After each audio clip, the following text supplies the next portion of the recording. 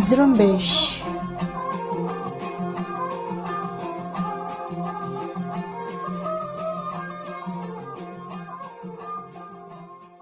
یہ ریڈیو زرمبش اردو کی آواز ہے۔ آج 17 نومبر منگل کا دن اور سال 2020 ہے، اور آپ کی میزبان حمیرہ بلوچ آپ کی خدمت میں حاضر ہے۔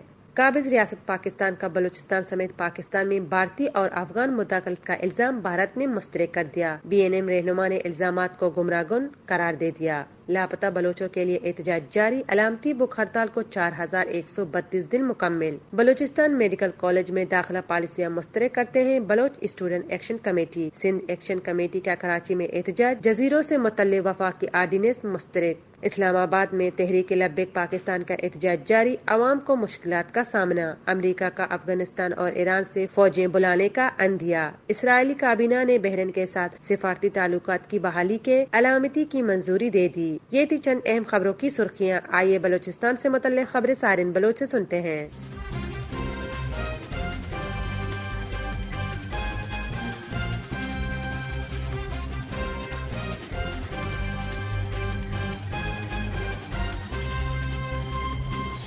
پاکستانی وزیر خارجہ شاہ محمود قریشی اور فوج کے ترجمان بابر افتخار کی طرف سے ہفتے کے روز بلوچستان اور پاکستان کے اندرونی معاملات میں بھارتی اور افغان مداخلت اور ان کی طرف سے پاکستان میں دہشت گردی کو ہوا دینے سے متعلق ناقابل تردید شواہد کے موجودگی کی دعوے کے رد عمل میں بھارت نے کہا ہے کہ پاکستان نے اس سلسلے میں جو بھی دعوے کیے ہیں اس کا کوئی اعتبار نہیں ہے۔ نئی دلی میں بھارت وزارت خارجہ کے ترجمان انوراگ سریواستوا کا کہنا تھا کہ یہ نام نہاد ثبوت من گھڑت اور تخیل پر مبنی ہے، چونکہ عالمی برادری پاکستانی حربوں سے واقف ہے اور خود پاکستانی قیادت بھی شدت پسندی کی پذیرائی کی بات تسلیم کر چکی ہے، اس لیے اس طرح کی مایوس کن کوششوں پر بہت کم ہی لوگ یقین کریں گے۔ بھارتی وزارت خارجہ کے ترجمان کا مزید کہنا تھا کہ بین الاقوامی سطح پر شدت پسندی کا چہرہ اسامہ بن لادن بھی پاکستان ہی میں پائے گئے تھے، اور وزیر اعظم عمران خان نے پارلیمان میں جن کی شہید کہہ کر تعریف کی تھی، انہوں نے کہا کہ پاکستان بھارت کے خلاف اس طرح کی باتیں اس لیے کر رہا ہے تاکہ انتشار کی شکار اپنی اندرونی سیاست سے لوگوں کی توجہ ہٹا سکے۔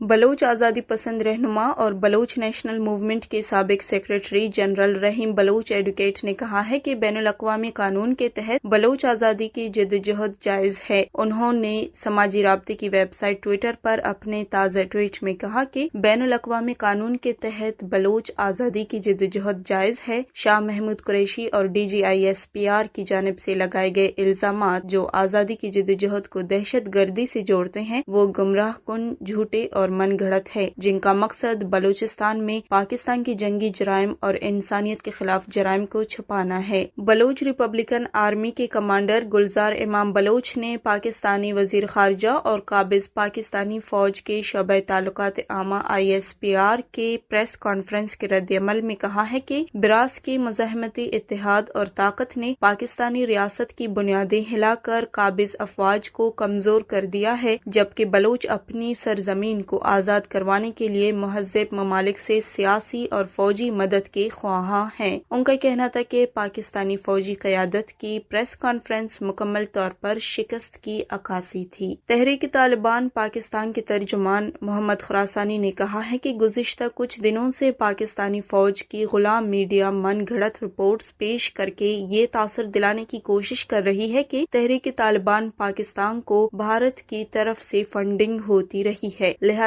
ہم ان خبروں کی مکمل طور پر تردید کرتے ہیں۔ TTP ترجمان کا کہنا تھا کہ ایسی من گھڑت پریس کانفرنسوں کا مقصد پاکستانی فوج کا اپنی ناکامیوں کو چھپانے کے سوا کچھ نہیں، جیسے حال ہی میں وادی نیلم میں بھارتی جارحیت کا جواب دینے کے بجائے اس معاملے کو دبایا گیا تھا، جس کے لیے اس پریس کانفرنس کو بطور شوشہ چھوڑا گیا، بلکہ امریکہ اور دیگر غیر ملکی فنڈز پر قبائل اور بلوچوں پر بمباریاں کرنا، وہاں آپریشنز کرنا پاکستانی فوج کا شیوا رہا ہے جو کسی سے مخفی نہیں ہے۔ بلوچستان کے ساحلی شہر ہب میں ڈام بندر سے گہرے سمندر میں مچھلی کی شکار کے لیے جانے والی ایک کشتی لاپتہ ہو گئی ہے۔ کشتی کے مالک نے کہا ہے کہ لاپتہ ہونے والی کشتی 3 روز قبل ڈام بندر سے نکلی تھی، جس میں سوار تمام ماہی گیروں سے رابطہ کل صبح سے منقطع ہے۔ اس حوالے سے بلوچستان فشرمینز کوآپریٹو سوسائٹی کے چیئرمین نے میری ٹائم حکام سے رابطہ کیا ہے۔ لاپتہ ہونے والی کشتی میں 42 افراد سوار ہیں۔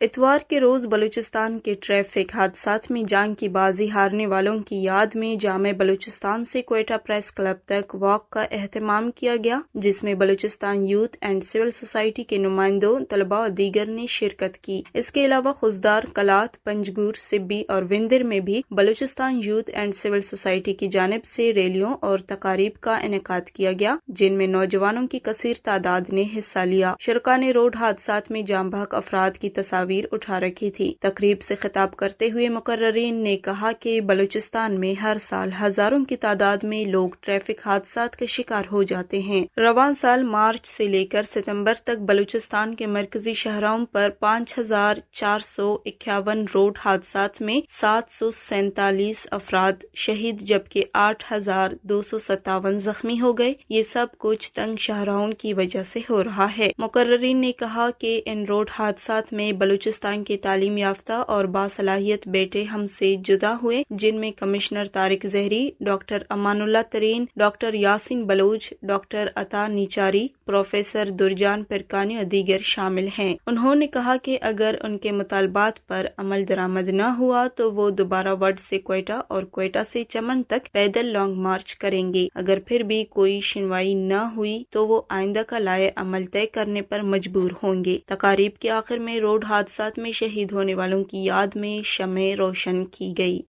بلوچستان کی دارالحکومت کوئٹہ میں voice for Baloch missing persons کے احتجاج کو 4132 دن مکمل ہو گئے۔ اس موقع پر وی بی ایم پی کے رہنما ماما قدیر بلوچ کا کہنا تھا کہ بلوچ سرزمین کے وارث ضرور ان دوغلی پالیسی والی تمام پارلیمانی افراد کا سوچیں جنہوں نے آج تک پاکستانی غلامی کو مضبوط بنائے رکھا ہے۔ ہزاروں بلوچ فرزندوں کا لہو بہایا گیا اور مزید بہایا جا رہا ہے۔ انہوں نے کہا کہ بلوچ قوم اتنی بے حس نہیں کہ سب کچھ بھول جائے۔ یقیناً بلوچ قوم کا ہر باشعور افراد اس بارے میں اپنی انفرادی کردار کو ادا کرتے ہوئے اسے اشتراکی عمل میں تبدیل کرے گا اور دشمن کو صاف جواب دے گا کہ بلوچ بے شک مظلوم و محکوم سہی، مگر وہ اتنی ہمت رکھتے ہیں کہ غلامی کے خلاف آواز بلند کریں۔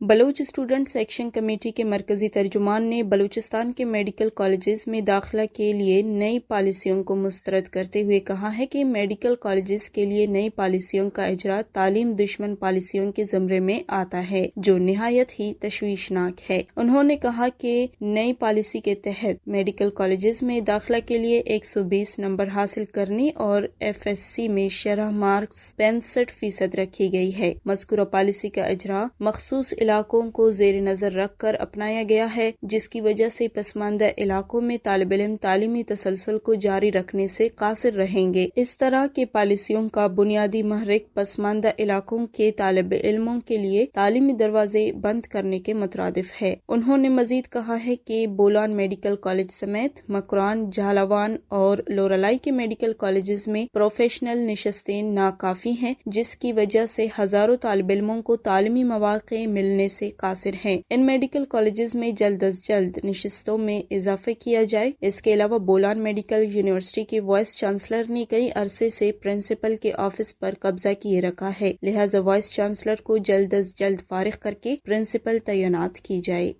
بلوچی میوزک پروموٹر سوسائٹی کے زیر اہتمام بلوچی زبان کے معروف سنگیت کار اور ظہیرک کے ماسٹر ناکو سبزل سامگی کی یاد میں اتوار کے روز ایک تعزیتی نشست کا انعقاد کیا گیا۔ بلوچستان اکیڈمی تربت کے ہال میں پروموٹر سوسائٹی کے علاوہ اوسط ویلفیئر آرگنائزیشن احساس ویلفیئر آرگنائزیشن سمیت بلوچستان اکیڈمی کے عہدیداروں نے تعزیت وصول کیا اور فاتح خوانی کی۔ تعزیتی نشست میں مختلف شخصیات نے تاثراتی بک میں ناکو سبزل سامگی کے فن اور میوزک پر دیے گئے خدمات کے حوالے سے اپنے تاثرات رقم کرتے ہوئے انہیں زبردست خراج تحسین پیش کیا۔ بلوچی میوزک پروموٹر سوسائٹی کے ترجمان نے کہا کہ ناکو سبزل سامگی صرف ایک فیملی کا فرد نہیں، قوم کا اثاثہ تھے۔ ان کی یاد میں تعزیتی نشست اور اس میں لوگوں کی بھرپور شرکت نے یہ ثابت کیا کہ بلوچ قوم ناکو سبزل سامگی کو صرف ایک فرد نہیں سمجھتے بلکہ وہ ایک ایسے لیجنڈری کردار ہیں جنہیں بلوچ اپنا سمجھتے اور ہمیشہ یاد رکھتے ہیں۔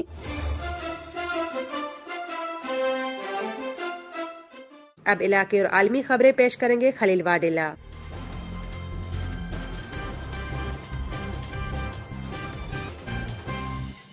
سندھی قوم پرست جماعتوں کے مشترکہ اتحاد سندھ ایکشن کمیٹی کی کال پر اتوار کراچی میں گورنر ہاؤس کے احاطے میں لوگوں نے بڑی تعداد میں جمع ہو کر احتجاج کیا۔ مظاہرین کا کہنا تھا کہ آج سندھیوں نے متحد ہو کر سندھ کے جزیروں پر وفاقی قبضے کے خلاف وفاق سے بیزاری کرتے ہوئے سندھ وطن کی تاریخی جغرافیائی تحفظ و خود مختاری قائم رکھنے کا اعلان کر دیا ہے، جبکہ سندھ کے جزائر سندھیوں کی ملکیت ہیں اور ہم غیر قانونی آرڈیننس کو نہیں مانتے ہیں۔ مظاہرین نے کہا کہ ہزاروں لوگوں کو گواہ بنا کر کہنا چاہتے ہیں کہ وفاق کے اس غیر قانونی، غیر آئینی اور سندھ دشمن آرڈیننس کے خلاف ہم آخری حد تک لڑیں گے۔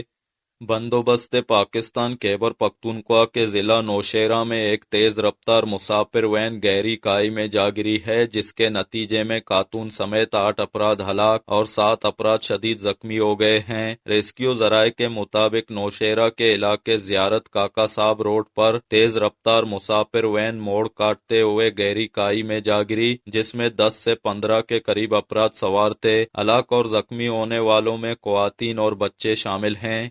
پاکستان کے زیر قبضہ گلگت بلتستان کے انتخابات میں تمام نشستوں کے غیر سرکاری نتائج موصول ہو گئے ہیں، جہاں تحریک انصاف 9 نشستوں کے ساتھ سر فہرست ہے، جبکہ پیپلز پارٹی 4 نشستوں کے ساتھ دوسرے اور نون لیگ 2 نشستوں کے ساتھ تیسرے نمبر پر ہے، جبکہ 7 نشستوں پر آزاد امیدوار کامیاب ہو گئے ہیں۔ گلگت بلتستان میں 23 نشستوں کے لیے ووٹنگ کا عمل اتوار کے روز صبح 8 بجے شروع ہوا تھا، جو شام 5 بجے تک پرامن طریقے سے بلا تعطل جاری رہا، جہاں سرد موسم میں بھی لوگ اپنا حق رائے دہی استعمال کرنے کے لیے قطار میں کھڑے نظر آئے۔ دوسری طرف اپوزیشن جماعت مسلم لیگ نون کے رہنما احسن اقبال نے گلگت بلتستان کے انتخابی نتائج مسترد کرتے ہوئے کہا ہے کہ گلگت بلتستان کے مینڈیٹ پر ڈاکہ ڈالنے کے باوجود حکومت کو شکست ہوئی ہے اور حکومت دھاندلی کے باوجود واضح اکثریت نہیں لے سکی ہے۔ انہوں نے کہا ہے کہ آزاد امیدوار تحریک انصاف کے امیدواروں کے مقابلے میں جیتے ہیں۔ انہوں نے الیکشن نتائج کے خلاف احتجاج کا اعلان کیا، جبکہ پیپلز پارٹی کے رہنما بلاول بھٹو زرداری نے کہا ہے کہ میرا الیکشن چرایا گیا ہے۔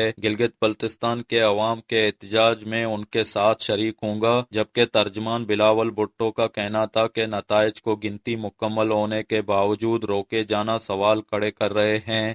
پاکستان کے دارالحکومت اسلام آباد میں فیض آباد کے مقام پر تحریک لبیک پاکستان کا دھرنا دوسرے روز بھی جاری رہا، جس کی وجہ سے جڑواں شہروں میں موبائل فون سروس بند رہی، جبکہ سڑکوں پر رکاوٹیں کھڑی ہونے سے شہریوں کو مشکلات کا سامنا کرنا پڑا۔ ریڈیو زرمبش کو ملنے والی اطلاعات کے مطابق تحریک لبیک کے ڈنڈا بردار کارکنوں نے فیض آباد کے قریبی ہوٹلوں اور فیض آباد پل کے نیچے رات گزاری اور رات بھر پولیس اور مظاہرین کے درمیان آنکھ مچولی کا سلسلہ جاری رہا۔ اس دوران مشتعل مظاہرین اسلام آباد میں داخل ہونے کی کوشش کرتے رہے۔ پولیس کی جانب سے تحریک لبیک کے کارکنوں کو روکنے کے لیے شیلنگ کی گئی۔ واضح رہے مظاہرین مطالبہ کر رہے ہیں کہ فرانس کے سفیر کو ملک بدر کیا جائے۔ پاکستان کے وفاقی وزیر تعلیم شفقت محمود نے کہا ہے کہ پاکستان میں اسکولوں کی بندش سے متعلق ابھی تک کوئی فیصلہ نہیں ہوا ہے۔ اس حوالے سے محکمہ صحت سے مشاورت کے بعد ہی فیصلہ کریں گے۔ تاہم شفقت محمود نے اپنے ایک بیان میں کہا ہے کہ ہمارے لیے بچوں کی زندگی اور صحت اولین ترجیح ہے، لہذا تعلیمی اداروں سے متعلق جو فیصلہ ہوگا اس پر عمل کرنا ہوگا۔ افغانستان کے وزارت خارجہ نے انکشاف کیا ہے کہ پچھلے ایک ماہ سے جاری جھڑپوں میں 152 ایسے پاکستانی مارے گئے ہیں جو طالبان کی صفوں میں تھے۔ افغان وزارت خارجہ کے مطابق یہ جھڑپیں ہلمند اور قندھار سمیت کئی صوبوں میں ہوئی ہیں، جبکہ مارے جانے والے پاکستانیوں میں کچھ ایسے بھی ہیں جو اہم کمانڈرز کے ساتھ ڈرون حملوں میں مارے گئے ہیں۔ اسرائیلی وزیر اعظم بنیامین نیتن یاہو کے ترجمان نے بتایا ہے کہ اسرائیلی کابینہ نے اتوار کے روز اسرائیل اور بحرین کے مابین سفارتی اور پرامن تعلقات کے قیام کے مشترکہ اعلامیے کی منظوری دی ہے۔ انہوں نے مزید کہا کہ ریاست اسرائیل کے ساتھ امن معاہدے کا اعلان اور تعاون کی یادداشتوں کی منظوری سے مملکت بحرین اور ریاست اسرائیل کے مابین ایک نتیجہ خیز باہمی تعاون کے نئے دور کا آغاز ہوگا۔ امریکہ کے قائم مقام نئے وزیر دفاع نے کہا ہے کہ تمام جنگوں کا ختم ہونا ضروری ہے اور بہت جلد افغانستان اور عراق سے امریکی فوجی واپس بلائے جا سکتے ہیں۔ امریکی محکمہ دفاع پینٹاگون کے نئے سربراہ کرسٹوفر ملر کا مسلح افواج سے اپنے خطاب میں کہنا تھا کہ ہم نے چیلنجز کا مقابلہ کیا، ہم نے اپنی پوری کوشش کی، اب ان کے گھر واپس آنے کا وقت آ چکا ہے۔ ان کا مزید کہنا تھا کہ ہم دائمی جنگ کے لوگ نہیں ہیں، دائمی جنگ اس نظریے کے برعکس ہے جس کے لیے ہم کھڑے ہیں اور جس کے لیے ہمارے آباء و اجداد نے جدوجہد کی، لہذا تمام جنگوں کا خاتمہ ہونا چاہیے۔ قبرص کی حکومت نے اپنے زیر انتظام سیاحتی علاقے واروشا میں ترک صدر رجب طیب اردگان کے حالیہ دورے کو اشتعال انگیز اور غیر قانونی قرار دیا ہے۔ قبرصی ایوان صدر کے طرف سے جاری کردہ ایک بیان میں کہا گیا ہے کہ ترکی کے اقدامات سے قبرص کے مسئلے کو حل کرنے کی بین الاقوامی کوششوں کو نقصان پہنچے گا۔ قبرصی حکومت نے توقع کی ہے کہ یورپی کونسل دسمبر میں ترکی کی علاقائی مداخلت کے معاملے پر تبادلہ خیال کرے گی اور ترکی کے ساتھ تعلقات کے مستقبل سے متعلق فیصلے کرے گی۔ واضح رہے، ترکی کے صدر رجب طیب اردگان نے اتوار 15 نومبر کو شمالی قبرص کا دورہ کر کے وہاں تقسیم شدہ جزیرے کے تنازع کے حل کے لیے شمالی قبرص میں ترکی بولنے والے اور جنوب میں یونانی زبان بولنے والے قبرص کے علاقوں کو 2 علیحدہ ریاستوں میں تقسیم کرنے کی متنازع تجویز پیش کی ہے۔ امریکہ کے صدر ڈونلڈ ٹرمپ نے امریکی انتخابات کے تقریباً 2 ہفتے بعد پہلی بار اتوار کو تسلیم کیا ہے کہ ڈیموکریٹک امیدوار جو بائیڈن صدارتی الیکشن جیت گئے ہیں، تاہم ان کا کہنا تھا کہ میں اپنی شکست تسلیم نہیں کروں گا اور نہ اقتدار چھوڑوں گا۔ واضح رہے، ٹویٹر پر اپنے پیغامات میں صدر ٹرمپ نے کسی ثبوت کے بغیر اپنے یہ دعوے جاری رکھے ہیں کہ انہیں شکست اس وجہ سے ہوئی ہے کیونکہ ان کے خلاف ووٹوں میں دھاندلی کی گئی۔ یہ تھے خلیل واد اللہ۔ اسی کے ساتھ ہی آج کی نیوز بلیٹن کا اختتام ہوتا ہے۔ اپنی میزبان حمیرہ بلوچ کو اجازت دیجیے اور مزید خبروں کے لیے وزٹ کرتے رہیں ہمارے ویب سائٹ زرمبیج.com۔